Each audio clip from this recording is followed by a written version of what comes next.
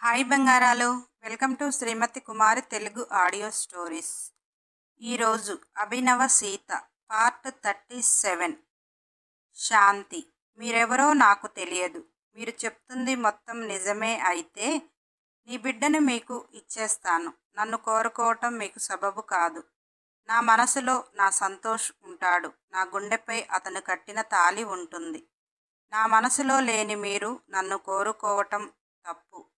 కుటుంబం కోసమో నా కోసమో ఒకవేళ సంతోష్ మీరు చెప్పిన పని చేసినా కానీ మీ బిడ్డ అయితే మీకు ఇవ్వటానికి నేను వెనకాడను. కానీ నేను మాత్రం మీకు ఏ విధంగా ఏమీ కాను. నన్ను కోరుకోవటం, నన్ను ఆశపడటం ముందు మీరు మానండి అని గట్టిగా అన్నది.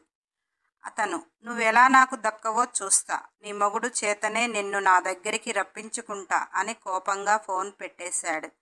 శాంతికి ఆ బిడ్డ సంతోష్ బిడ్డ కాదని బాగా అర్థమైంది. అందుకే బాబు పుట్టిన దగ్గర నుంచి సంతోష్ అలా అయిపోతున్నాడు. సంతోష్ మనస్తత్వం, కుటుంబం కోసం, శాంతి ఆనందం కోసం ఏదో తప్పటడుగు వేశాడు. కానీ అతని మనసు తెలుసు శాంతికి. సంతోష్ నాది అంటే అతను ఎంత జెలసీగా ఉంటాడు. అటువంటి మనిషి ఇంత తప్పటడుగు వేశాడు. ఎలా వేశాడు? అసలు ఆ బాధని ఎలా భరిస్తున్నాడు అని ఎంతగానో ఆలోచించింది. ఆమెకు ఎక్కడ లేని బాధ. సంతోష్ ఎటువంటి వాడో తెలుసు. సంతోష్ అలా చేశాడు అంటే అస్సలు తీసుకోలేకపోతుంది. మనోవేదనతో జ్వరం తెచ్చుకొని బాగా ఒత్తిడికి గురి అవుతుంది. అతను సంతోష్కు కూడా ఫొటోస్ పంపించి నాకు శాంతి కావాలి అని గట్టిగా అడిగాడు. సంతోష్ ఆ రోజు తను చేసిన తప్పేంటో తనకు తెలిసింది. అతనికి భార్య ఉంది, పిల్లలు ఉన్నారు, దూరంగా ఉంటున్నాడు. డబ్బు అవసరం ఉంది అంటే తన బాధను ఒక ఫ్రెండ్ దగ్గర చెప్పుకోవటం, అతనికి కావలసిన డబ్బు సహాయం చేశాడు. తన బాధను చెప్పుకున్నాడు. ఆ రోజే ఏదో సంతోష్ బాధని పంచుకున్నవాడులా మాట్లాడి ఈరోజు ఇలా మాట్లాడుతున్న ఆ వ్యక్తిని ఒక ఫ్రెండ్గా అనుకోవటం, అతనిని నమ్మి తన పరిస్థితి చెప్పటం ఎంత తప్పైనదో అర్థమైనది. అసలు ఆ వ్యక్తి భార్యను చంపాడా?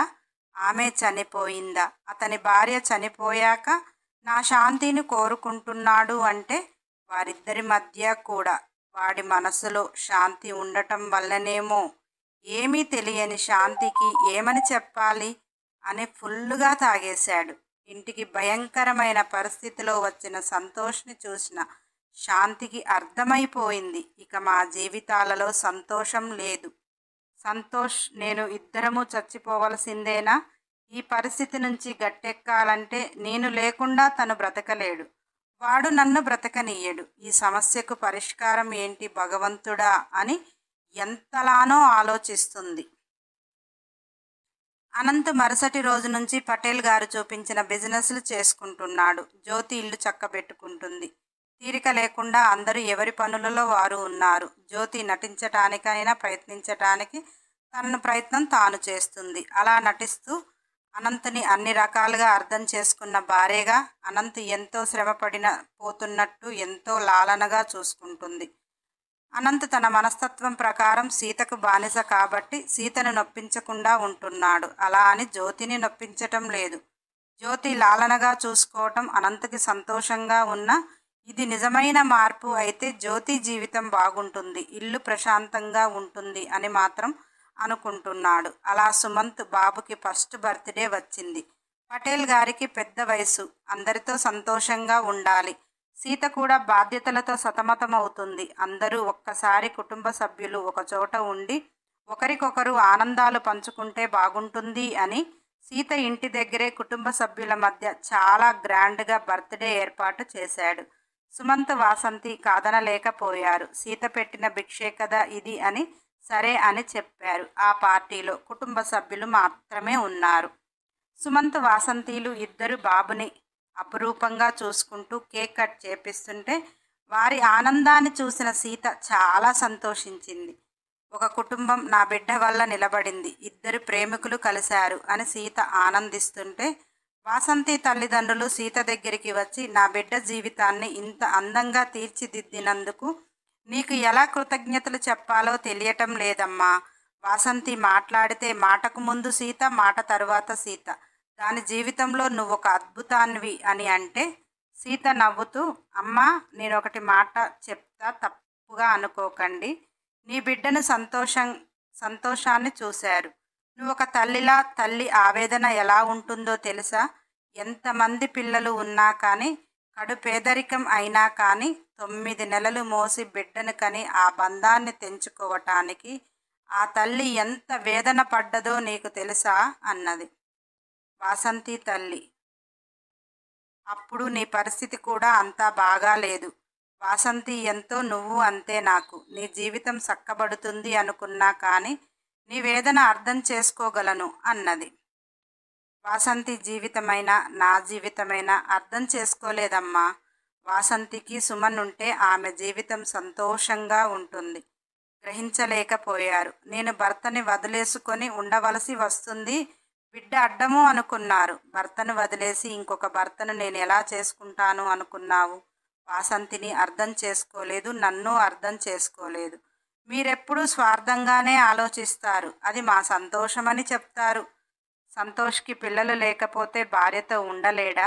భార్యని ప్రేమించడా? పిల్లలే భార్యాభర్తల జీవితంలోనైనా కష్టంగా 20 సంవత్సరాలు ఉంటారు. తర్వాత వారిద్దరే ఉండాలి. వారిద్దరి మధ్య అండర్స్టాండింగ్ బాగుండాలి. కానీ పిల్లలు ఉంటేనే వారి బంధం బలపడుతుంది అనేది అబద్ధం. పిల్లలు ఉండి కూడా భార్యాభర్తల మధ్య అండర్స్టాండింగ్ లేక ఎంతమంది పిల్లలు అనాథలుగా లేరు? మీరు అనుకునే జీవితాలు ఒకప్పుడమ్మా.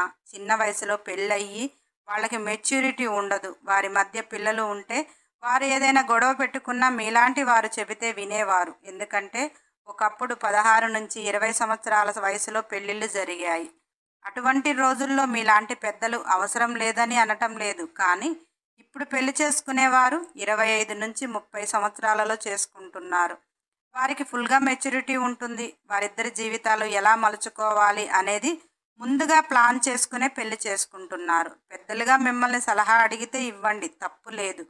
వాసంతికి మెచ్యూరిటీ వయసు వచ్చినా కానీ మీరు తనని కట్టుబందులు చేసి వేరే అతనికిచ్చి పెళ్లి చేస్తే ఆమె సంతోషంగా ఉంటుందా? చిన్ను, వాసంతి నా బిడ్డ వల్ల సంతోషంగా లేరు. వారిద్దరూ ఒకరి మనసు ఒకరు అర్థం చేసుకున్నారు. ఆ బిడ్డ వారిది కాదని వారికి తెలుసు. మీకోసం, నా కోసం నా బిడ్డని ప్రేమతో చూస్తున్నారు, కాదనటం లేదు. అక్కడ వాడు లేకపోయినా వాళ్ళిద్దరు సంతోషంగా ఉంటారు.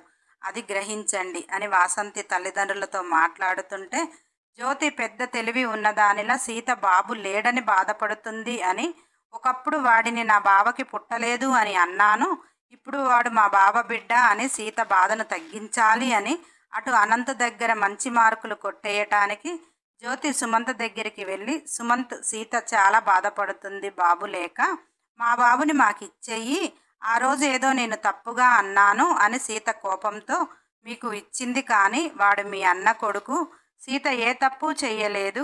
మీ అన్నయ్య నన్ను ఇబ్బంది పెట్టలేక సీతతో దొంగ కాపురం చేశాడు.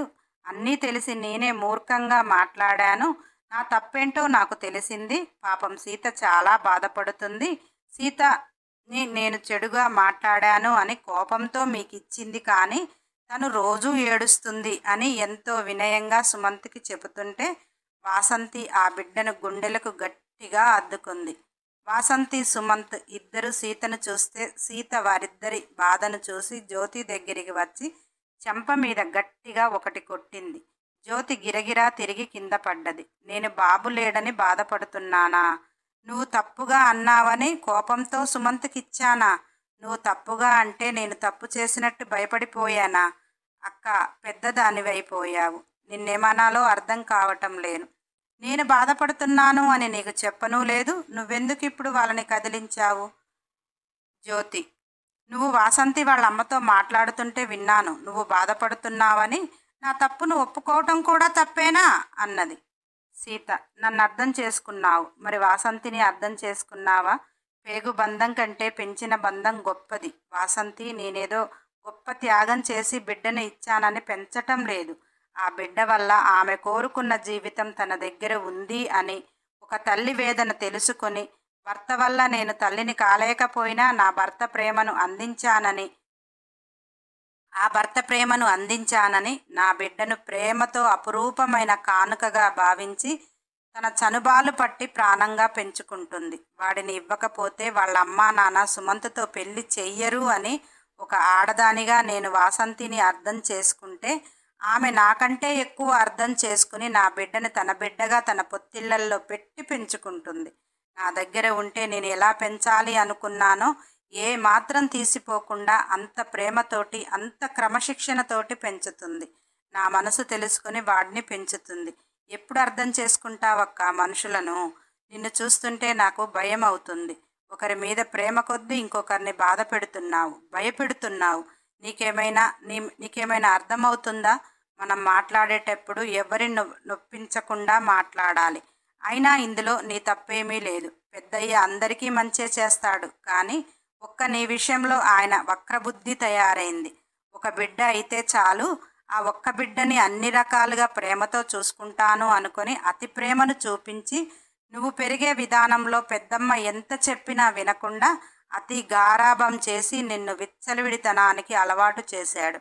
పెద్దయ్య భయంతో పెద్దమ్మ నీకేమీ చెప్పలేకపోయింది అని అంటుంటే బాలామణి చప్పట్లు కొట్టి, బాగా చెప్పావు తల్లి, ఇంట గెలవటం చేత కాదు గాని రచ్చ గెలిచి వస్తాను అని ఈయన ఒక పెద్ద మనిషి అయ్యాడు అని అన్నది. బలరామయ్య తల వంచుకోక తప్పలేదు. సీత జ్యోతిని చూస్తూ, సరే, తల్లిదండ్రులు ఎవరైనా తమ బిడ్డ పాడవ్వాలని పెంచరు, ప్రేమతో పెంచారు. ఒక వయసు అంటూ నీకు వచ్చాక నీకంటూ అంతో ఇంతో ఇంగితం ఉంటుంది కదా. బావా బావా అని బావను ప్రేమించావు, బావ ప్రాణమని బ్రతికావు. నీ బావ ఎవరినైనా చూస్తే సహించలేని దానవు. నన్ను పెళ్లి చేసేటప్పటికి నువ్వు మైండ్ మెచ్యూరిటీతోటే ఉన్నావు కదా.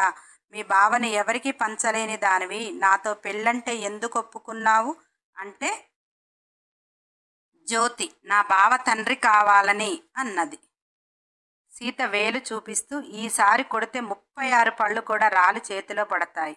నీ బావ తండ్రి కావాలంటే నీ బావ నాతో ఉన్నాడు, నీ బావ తండ్రి అయ్యాడు. నీ బావని తండ్రిని చేయటానికి అంటే అక్కడ నీ కోరిక నెరవేరింది. కానీ మీ బావని తండ్రిని చేయటానికి కాదు, నాపై కోపం, నా జీవితాన్ని అగాధం చెయ్యాలి అని ఒక కుటిల బుద్ధి. చిన్నప్పటి నుంచి అందరూ నన్ను మెచ్చుకుంటున్నారు, ఖరీదైన బట్టలు కట్టుకుంటున్నాను, నిండుగా నగలు పెట్టుకుంటున్నాను, నాకు విలువనియ్యటం లేదు అని అనుకుంటున్నావే కానీ మనిషి నైజం మాటల్లో ఉంటుంది అని ఎందుకు అనుకోవటం లేదు? ఈరోజు నీకంటే ఖరీదైన చీర కడతా, నీకంటే 1000 రెట్లు గొప్పగా ఉన్నా. నీలానే నేను ప్రతి విషయంలో చేస్తూ ఉంటే ఎలా ఉంటుంది ఓసారి ఊహించు. ఒకప్పుడు నేనున్న స్టేటస్ నీలాగే నేనుండాలి అంటే నేను ఎలా ఉండాలి? నేను ఎక్కడ ఉంచాలి? గత కొంతకాలంగా నువ్వు మారావు అని ఇంట్లో అందరూ అనుకుంటున్నారు. కానీ నువ్వు మారలేదు. నువ్వు మారలేదని ఎలా చెప్తున్నాను అనుకుంటున్నావా? ఏ రోగం లేకుండానే రోగం నటించి భయపెట్టిన దానివి. నువ్వు మారావు అంటే నేనెలా నమ్ముతాను? నువ్వు నిజంగా మారిన దానివి అయితే, బావా సీతకి ఇంకా సంతానం అందటం లేదు ఏమిటి? చాలా రోజులైనది కదా, ఒకసారి హాస్పిటల్లో చూపించరాదండి అని చెప్తావు. అది నీలో నిజమైన మార్పు. సుమంత్కిచ్చిన బిడ్డని వారిద్దరిని బాధపెట్టి మా ఇద్దరిని సంతోష పెట్టడం కాదు. నువ్వు నాపై కక్ష కొద్దీ నా జీవితం అగాధం చెయ్యాలని మీ బావతో పెళ్లి చేశావు. భగవంతుడి పైన చూస్తూ ఊరుకోడు కదా. నువ్వు రోగం నటిస్తే నిజంగానే రోగం ఇచ్చాడు. నువ్వేదో తప్పుడు మాటలు మాట్లాడితే చిన్నుకు బిడ్డనివ్వలేదు. నీలాంటి ఆడదాని ముందు, మీ బావ లాంటి అసమర్థుడు ముందు బిడ్డ పెరగటం వేస్ట్ అని వాళ్ళకిచ్చాను. జ్యోతి అంటే నువ్వు కావాలని పిల్లలను వద్దనుకుంటున్నావా అన్నది. సీత వద్దనైతే అనుకోలేదు, కానీ భగవంతుణ్ణి మాత్రం మాకు పిల్లలను ఇవ్వకనే అనుకుంటున్నాను. ఎందుకంటే ఎవ్వరికి వారే స్వార్థపరులు. ఒకరైనా కానీ మనం మంచిగా మనం మంచిగా ఉంటూ నలుగురికి మంచి చెయ్యాలి అనే ఆలోచన ఉన్నారా? మీ అందరి ముందు ఒక బిడ్డ పెరుగుతుంది అంటే భయంగానే ఉంది. అందుకే నాకు బిడ్డ వద్దనే అనుకుంటున్నాను. స్వార్థంతో కుటిలంతో పెరిగే బిడ్డ రేపు సమాజానికి చేటే చేస్తుంది, కానీ ఆ బిడ్డ వల్ల మంచి అయితే జరగదు. మీ పెంపకం చూస్తుంటే నాకు భయం వేస్తుంది. సావిత్రమ్మ ఏందే హోదాలో ఉన్నావు అనేసి ఇష్టానికి మాట్లాడుతున్నావు. నిన్ను చేసుకున్నదే వాడి పిల్లల కోసం. ఇప్పుడు వాడు నీ కొంగు పట్టుకొని ఉంటున్నాడని ఎక్కువ చేస్తున్నావు అన్నది. సీత వేలు చూపిస్తూ సావిత్రమ్మకి, పెద్దదానివైపోయావు, అత్తమ్మవైపోయావు, అసలు ఫస్ట్ నీకే ఇక్కడ మాట్లాడే అర్హత లేదు. జ్యోతక్కకు ఆయన గారంటే ఎంత ఇష్టమో నీకు తెలుసు. రేపు ఇంకొక భార్యను తీసుకొని వస్తే నా మేనకోడల పరిస్థితి ఏమిటి అని ఆలోచించావా? వంశం వంశం అంటున్నావు. నీ వంశస్థులు చరిత్రను సృష్టించినట్టు మాట్లాడుతున్నావు. ఒక చరిత్రను సృష్టించిన వంశీకులే కాల గర్భంలో కలిసిపోయారు. ఆఫ్టర్ ఆల్ నీ వంశం ఎంత? ఏమైంది? నీ వంశం నిర్వంశం అయితే వచ్చిన నష్టం ఏమన్నా ఉందా? లేకపోతే దేశానికి వచ్చే నష్టం ఏమైనా ఉందా? భూమి మీద పండిన గింజలు మిగిలిపోతాయా? మీరు మిగిలించిన ఆస్తులు ఎవరో తింటారా అని భయపడిపోతున్నారా? జయలలిత మేడం ఎన్ని కోట్లకు సంపాదించింది? ఏమైంది? ఉన్నన్ని రోజులు అనుభవించింది, మొత్తానికి వదిలేసి పోయింది. మీరు సంపాదించుకున్నది ఉంటే మీరు తినండి. మీరు సంపాదించింది ఎంత సంపాదించినా పట్టుకొనైతే పోరు. మీ అత్తగారు ముగ్గురిని కన్నా నిన్ను రాచి రంపాన పెట్టింది అని గోల చేస్తున్నావు. నీ పిల్లల కంటే చచ్చి బతికి రాదు, కనకపోతే బతికింది చావదు. మహామహుల వంశాలే కాల గర్భంలో కలిసిపోయాయి. పిల్లలు పిల్లలు అని మీలాంటి పెద్దవారు అనేదానికి భార్యాభర్తల జీవితాలు ఎన్ని ఛిద్రమవుతున్నాయో చూస్తున్నారా? జ్యోతక్క ప్లేసులో నేనే ఉంటే నాకే పిల్లలు పుట్టకపోతే నువ్వు చస్తాను అని బెదిరిస్తే నేనేమంటానో తెలుసా? నా మొగుడిని వేరే వాళ్లకు పంచలేను, నువ్వు చస్తే అత్త పోస్టు పోద్ది, ఇంకా హ్యాపీగా బతుకుతా అని ఆ పని చెయ్యి తల్లి అని దండం పెట్టేదాన్ని. కానీ నా భర్త జీవితంలోకి ఇంకొక దాన్ని అయితే నీ తేను అంటుంటే నారాయణ గారు విజిల్స్ వేస్తూ, శబాష్ రా తల్లి, వంశాలు ప్రతిష్టలు అని పెద్ద గోల చేస్తున్నారు. ఆరాటానికే కానీ అష్ట కష్టాలు పడి పెంచితే ఒక ముద్ద తల్లిదండ్రులకు వేసే రోజులే కావు. భగవంతుడు ఇస్తే సమాజానికి పనికి వచ్చేలా పెంచుదాం, ఇవ్వకపోతే ఉన్నవరికి తిని హ్యాపీగా వెళ్ళిపోదాం. పిల్లలు లేరని బాధ కానీ ఉన్నోళ్ళు పడే అవస్థలు ఎవరికి తెలుసు? నానా రకాలుగా వాళ్ళ జీవితాలను త్యాగం చేసుకొని తల్లిదండ్రులు వాళ్ళని ఒక స్టేజీకి తీసుకురావాలి, సమాజంలో నా కొడుకు అంటూ ఒక ప్రత్యేకంగా ఉండాలి అని తల్లిదండ్రులు రక్త మాంసాలు కరిగించి వారి సుఖ సంతోషాలను వదిలిపెట్టి వారిని పెంచితే ఏం చేస్తున్నారు ఇప్పుడు? అమ్మాయియే ఉంటే నెలకి 1000 2000 అంటారు. కర్మగాలి ఇద్దరిలో ఒకరైతే తల్లి వంట మనిషిని చేస్తారు, అయ్య బతికితే సెక్యూరిటీ గార్డ్ని చించుతారు. అమ్మ అయ్యకు చేయవలసిన పరిస్థితి వచ్చే అత్తా కోడళ్ళకు పడని పరిస్థితి వచ్చింది. డబ్బులు కట్టి శరణాలయానికి పంపుతున్నారు. ఏమంటే మీరు మమ్మల్ని హాస్టల్కి పంపించలేదా? ఇప్పుడు ఉద్యోగరీత్యా మేము ఇంటి దగ్గర ఉండము, మీరు ఒంటరిగా ఎందుకు ఫీల్ అవ్వటం అని మీకు చక్కని జీవితాన్ని ప్రసాదిస్తున్నాము అంటారు. కానీ అక్కడ అత్తకి కోడలికి ఎందుకు పడటం లేదు అని తల్లిని పెళ్ళాన్ని ఎదురుగా ఉండి మాట్లాడే మొగుడు ఉన్నాడా? అటువంటి సమాజంలో పిల్లలు లేరని బాధపడేదానికంటే భగవంతుడు ఇయ్యలేదు, ఉన్న రోజులు బతికి హాయిగా పోదాము అనుకుంటే చాలా మంచిది. పుత్రుడు పున్నాగ నరకం దాటిస్తాడు.